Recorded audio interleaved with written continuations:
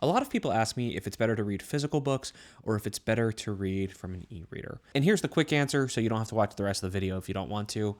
They're both fine. But there are some advantages and disadvantages to both. But before I get to that list, and I will get to it quickly, let me just make 2 remarks. You shouldn't actually feel like you have to choose. I personally read physical books quite often, but I also own a Kindle, and I've used it for many years. And recently, a company called Onyx sent me their Books Note Air 2, which is a lot like a Kindle, except it has a stylus so you can take notes. And for the past month or 2, I've been using that as well. And I'm not going to talk about audiobooks much, but I listen to Audible and a few other audiobook services on my iPhone, at least several times a week. In my own reading, it's typically harder books get read as physical books. Easier fiction that I read for fun, which is mostly science fiction or fantasy, gets read on a Kindle. And then lighter nonfiction, say like a personal finance book, I would listen to that as an audiobook because I feel okay listening to those books while multitasking. And I guess that's the whole thing I'll say about audiobooks.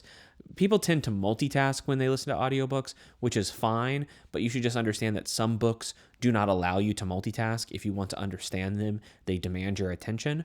And so you shouldn't listen to those books as audiobooks unless you're willing to basically sit there and just listen. But let's talk about why someone might prefer physical books over digital books. Reading a physical book really is my preferred method. It's the one that I love the most. The first reason is that I like how it feels. I like how physical books feel in my hand. I think that a well-printed physical book is really beautiful. This is actually not the best printing. It's a little dense, but a well-printed physical book, especially like a nicely proportioned and typeset hardcover, those just feel good. And if you can have a really enjoyable reading experience where you're holding the book and it feels good, then I think you're going to be able to maintain focus on that book for much longer. And it's going to allow you to do that kind of deep reading that I really think is so critical if you want to be like a good reader. I also think that physical books lend themselves towards my preferred note-taking style. So my preferred note-taking style is to actually physically annotate books. I then export onto note cards and I sort the note cards, and that's how I get my ideas. I did a whole video about that you could watch if you're interested. I guess you could say I have a really nice workflow for physical books,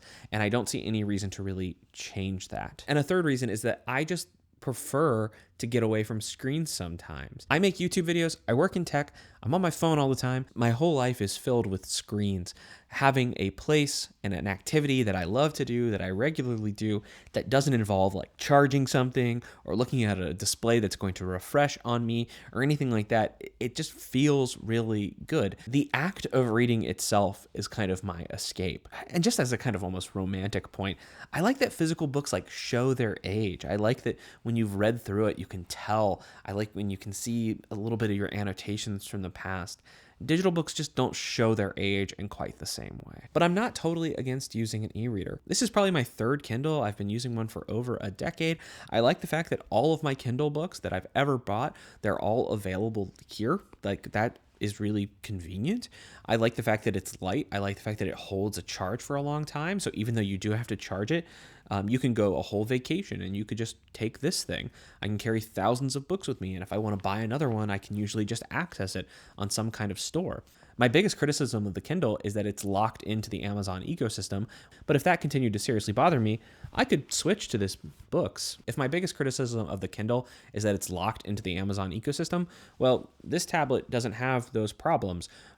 In fact, it just runs Android, so you can install other apps, and then you can just buy books directly, or you can load them. So you can just put PDFs on here, for instance.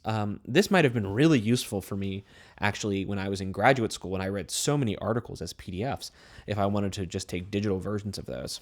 In fact, my wife, who's finishing her PhD still, she probably wants to steal this from me so that she can use it for her grad school work.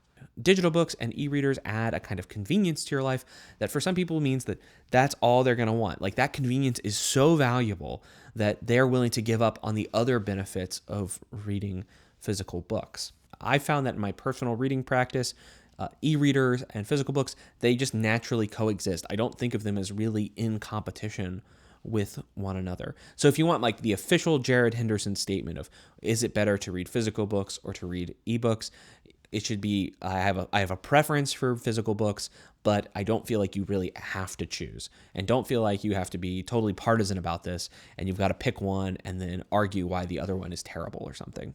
That's the wrong kind of attitude to have. There's a good chance that if I'm going to read more ebooks in the future, I will switch to something like a Books from Onyx. And I don't just say that because they sent me a free one. I really just think it might be a better product.